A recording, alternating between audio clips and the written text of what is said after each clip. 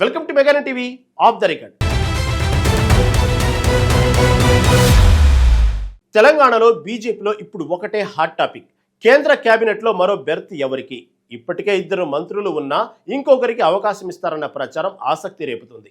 జాతీయ పదవుల నుంచి 2 కీలక నేతలు తప్పుకోవడం ఈ చర్చకు మరింత బలం చేకూరుస్తుంది. అయితే ఈ బెర్త్ మహిళా కోటాలో డీకే అరుణక, బీసీ సమీకరణంలో కె లక్ష్మణ్క, లేక ఢిల్లీ లెక్కల్లో మరో పేరు తెరపైకి వస్తుందా? తెలంగాణలో బీజేపీలో ఇప్పుడు ఈ ప్రశ్న ఉత్కంఠ రేపుతుంది.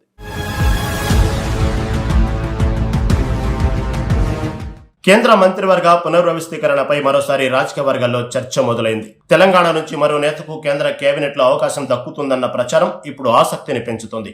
అయితే ఇప్పటి వరకు కేంద్ర ప్రభుత్వం లేదా బీజేపీ అధిష్టానం దీనిపై ఎలాంటి అధికారిక ప్రకటన చేయలేదు. ఆగస్టు 17న ప్రకటించిన బీజేపీ కొత్త జాతీయ కార్యవర్గంలో తెలంగాణకు ప్రాతినిధ్యం దక్కలేదు.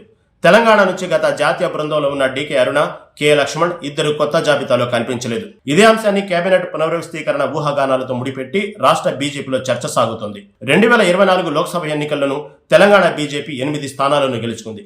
ఆ ఎన్నికల తర్వాత జి కిషన్ రెడ్డి, బండి సంజయ్ కేంద్ర మంత్రివర్గంలో చోటు సంపాదించారు. కిషన్ రెడ్డి ప్రస్తుతం కేంద్ర బొగ్గు గనుల శాఖ కేబినెట్ మంత్రిగా కొనసాగుతున్నారు. బండి సంజయ్ కేంద్ర హోంశాఖ సహాయ మంత్రిగా బాధ్యతలు నిర్వహిస్తున్నారు. అందుకే తెలంగాణ నుంచి మరో వ్యక్తికి అవకాశం ఉంటుందా అన్నది ప్రధాన ప్రశ్నగా మారింది. పార్టీకి రాష్ట్రంలో ఉన్న పార్లమెంటరీ బలం ఈ చర్చకు ప్రధాన కారణంగా కనిపిస్తుంది.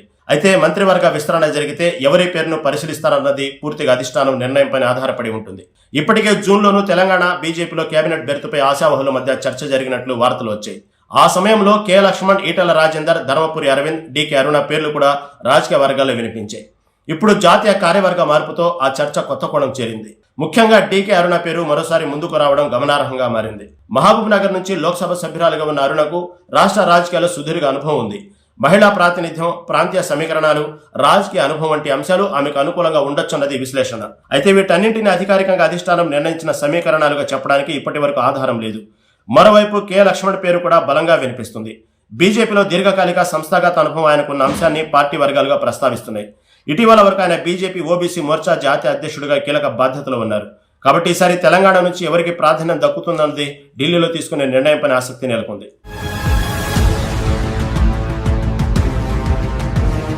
తెలంగాణ బీజేపీ రాజకీయాల్లో ఇప్పుడు ఢిల్లీ నిర్ణయాలపై ఉత్కంఠ పెరుగుతుంది. ఒకవైపు రాష్ట్రానికి చెందిన 8 మంది లోక్సభ సభ్యుల బలం ఉంది.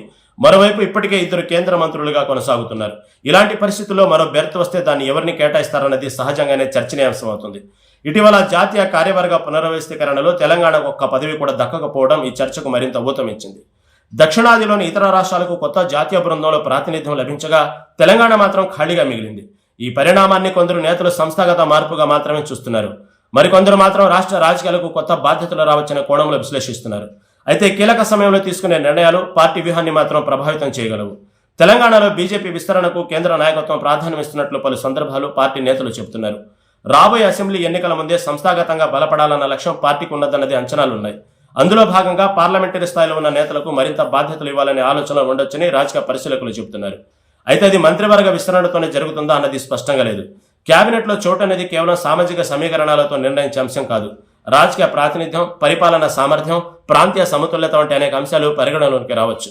డీకే అరుణ విషయంలో మహిళా ప్రాతినిధ్యం ఒక కీలక అంశంగా చర్చకు వస్తుంది. అదే సమయంలో కె లక్ష్మణ్ విషయంలో బీసీ ప్రాతినిధ్యం, సంస్థాగత అనుభవం ప్రధానంగా ప్రస్తావనకు వస్తున్నాయి. ఇప్పటికే బండి సంజయ్ కేంద్ర మంత్రిగా ఉండటంతో బీసీ సమీకరణ విషయంలో కొత్త నిర్ణయం ఎలా ఉంటుందన్నది కూడా ఆసక్తికరమే.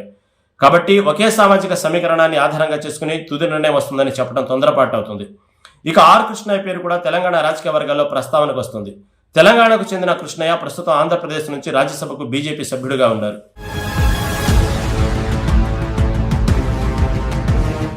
డీకే అరుణ పేరు చుట్టూ జరుగుతున్న చర్చకు ప్రధాన కారణం ఆమె రాజకీయ ప్రస్థానం. మహబూబ్ నగర్ లోక్సభ నియోజకవర్గానికి ఆమె ప్రాతినిధ్యం వహిస్తున్నారు. గతంలో బీజేపీ జాతీయ ఉపాధ్యక్షురాలుగా ఆమె పనిచేశారు. కొత్తగా జాతీయ కార్యవర్గంలో ఆమె చోటు దక్కకపోవడంతో ఈ మార్పుపై సహజంగానే ప్రశ్నలు వచ్చాయి.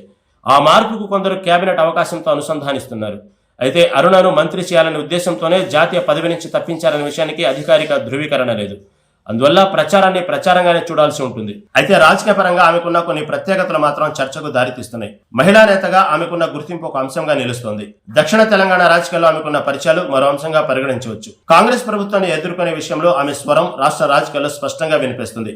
ముఖ్యమంత్రి రేవంత్ రెడ్డి నేతృత్వంలోని కాంగ్రెస్ ప్రభుత్వంపై బీజేపీ మరింత దూకుడుగా పోరాడాలనుకుంటే ఇలాంటి నేతలకు ప్రాధాన్యం పెరగొచ్చని కొందరు భావిస్తున్నారు. అయితే ఒక నేతకు ముఖ్యమంత్రికి ప్రత్యామ్నాయంగా ఉపయోగించాలనే నిర్ణయం అధిష్టానం స్థాయిలో అధికారికంగా ప్రకటించలేదు. అదే సమయంలో కె లక్ష్మణ్ పేరు కూడా పోటీని ఆసక్తికరంగా మార్చుతుంది.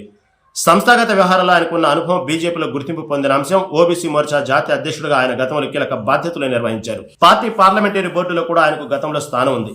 ఇలాంటి నేపథ్యం ఉన్న నేతకు కేంద్ర స్థాయిలో మరో బాధ్యత ఇవ్వచ్చన్న అంచనాలు వ్యక్తమవుతున్నాయి. పార్టీకి చెందిన ఇతర ఎంపీల సామర్థ్యం కూడా నిర్ణయంగా కీలకంగా మారొచ్చు. ఎవరి పేరు ఖరారుతోందో ఇప్పటికే స్పష్టత లేదు. అందుకే ప్రస్తుతానికి డీకే అరుణ పేరు ముందుంది. లక్ష్మణ్ పేరు బలంగా ఉంది అనే చర్చ మాత్రమే రాజకీయ వాస్తవం.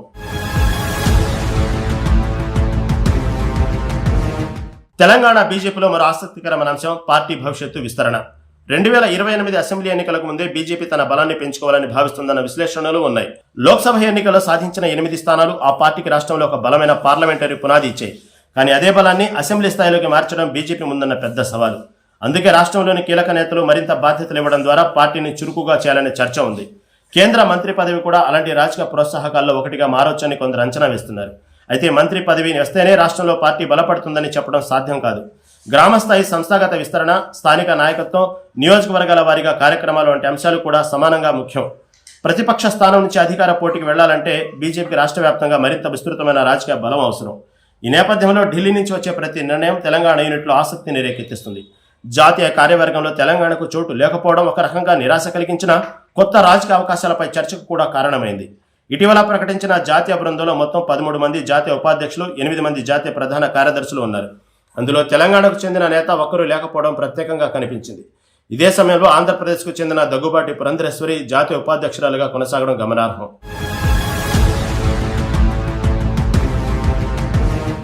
అందువల్ల దక్షిణాది రాజకీయాల్లో రాష్ట్రాల వారి సమీకరణాలపై కూడా చర్చ మొదలైంది. తెలంగాణకు కేంద్ర స్థాయిలో అదనపు ప్రాతినిధ్యం అవసరమని రాష్ట్ర బీజేపీ నేతలు భావించే అవకాశం ఉంది. కానీ కేంద్ర నాయకత్వం దృష్టిలో పార్టీకి అవసరమైన రాజకీయ ఫలితాలే తుది ప్రమాణంగా ఉండవచ్చు. ఇక్కడే మంత్రి పదవికి సంబంధించిన పోటీ మరింత ఆసక్తికరంగా మారుతుంది. సామాజిక సమీకరణ ఒకవైపు ఉంటే రాజకీయ ప్రభావం మరోవైపు నిలుస్తుంది. సంస్థాగత అనుభవం ఒక అంశమైతే ఎన్నికల సమయంలో ప్రజల్లో ప్రభావం మరో అంశంగా మారుతుంది. ఈ అన్ని లెక్కలు కలిసిన తర్వాతే తుది పేరు బయటకు వచ్చే అవకాశం ఉంటుంది. రాజకీయాల్లో అందిన అవకాశాన్ని అందిపుచ్చుకోవాలి అనే సామెత తరచుగా వినిపిస్తుంది. తెలంగాణ బీజేపీ ఆశావహుల విషయంలో కూడా ఇప్పుడు ఇదే మాట చర్చగా మారింది. అయితే అవకాశం వస్తుందా, వస్తే ఎవరికి వస్తుందా అన్నది మాత్రం ఇంకా ఢిల్లీ నిర్ణయమే. కేంద్ర మంత్రివర్గ పునర్వ్యవస్థీకరణపై వస్తున్న వార్తలో మరో కీలక అంశం ప్రస్తుత మంత్రుల భవిష్యత్తు. తెలంగాణ నుంచి ఇప్పటికే కిషన్ రెడ్డి కేబినెట్ హోదాలో కొనసాగుతున్నారు. బండి సంజయ్ సహాయ మంత్రిగా కేంద్రంలో బాధ్యతలు నిర్వహిస్తున్నారు.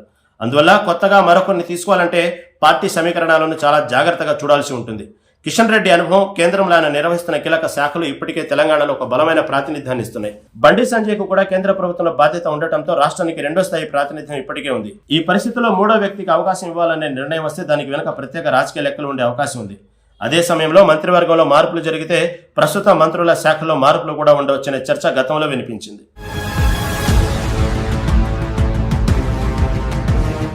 అయితే అలాంటి మార్పుపై కూడా అధికారిక సమాచారం లేదు. కాబట్టి పేర్లతో పాటు శాఖల విషయంలోనూ ఇప్పటి ప్రచారాన్ని తుది నిర్ణయంగా చూడకూడదు. డీకే అరుణకు అవకాశం ఇస్తే మహిళా ప్రాతినిధ్యంతో పాటు దక్షిణాది తెలంగాణ రాజకీయాలకు ఒక ప్రత్యేక సందేశం వెళ్లే అవకాశం ఉంటుంది. లక్ష్మణ్కు అవకాశం వస్తే బీసీ సమీకరణంతో పాటు సంస్థాగత అనుభవానికి ప్రాధాన్యం ఇచ్చినట్లవుతుంది. కృష్ణయ్యను పరిశీలిస్తే తెలంగాణ మూలాలున్న మరో బీసీ నాయకుడికి కేంద్ర స్థాయిలో బాధ్యత ఇచ్చినట్లవుతుంది. ఈ 3 కోణాలు పార్టీకి వేర్వేరు రాజకీయ ప్రయోజనాలను అందించగలవు. అందుకే ఎవరి పేరు ముందుంది అనే ప్రశ్నకు సమాధానం ఇవ్వడం కంటే ఏ సమీకరణాన్ని అధిష్టానం ఎంచుకుంటున్నది కీలకంగా మారింది. కేంద్ర మంత్రివర్గంలో చోటు అనేది కేవలం ఒక వ్యక్తికి లభించే పదవి మాత్రమే కాదు, అది ఆయా రాష్ట్రాల్లో పార్టీ రాజకీయ వ్యూహానికి కూడా సంకేతంగా భావించబడుతుంది. తెలంగాణ విషయంలో బీజేపీ భవిష్యత్తు లక్ష్యాలు పెద్దవిగా ఉంటే మంత్రి ఎంపిక కూడా ఆ దిశలోనే ఉండవచ్చని విశ్లేషకులు భావిస్తున్నారు. అయితే బీజేపీ నుంచి ఇప్పటి వరకు తెలంగాణకు అదనపు కేబినెట్ బెర్త్పై ఎలాంటి అధికారిక ప్రకటన రాలేదు. తెలంగాణ బీజేపీ నుంచి కేంద్ర కేబినెట్లోకి వెళ్లేదెవరు? డీకే అరుణకా, కె లక్ష్మణ్కా, లేక మరో అనూహ్య పేరా? ప్రస్తుతం పేర్లు వినిపిస్తున్న తుది నిర్ణయం మాత్రం ఢిల్లీ పెద్దల చేతుల్లోనే ఉంది. కేంద్ర మంత్రివర్గ విస్తరణపై అధికారిక ప్రకటన వచ్చే వరకు ఈ ఉత్కంఠ కొనసాగనుంది.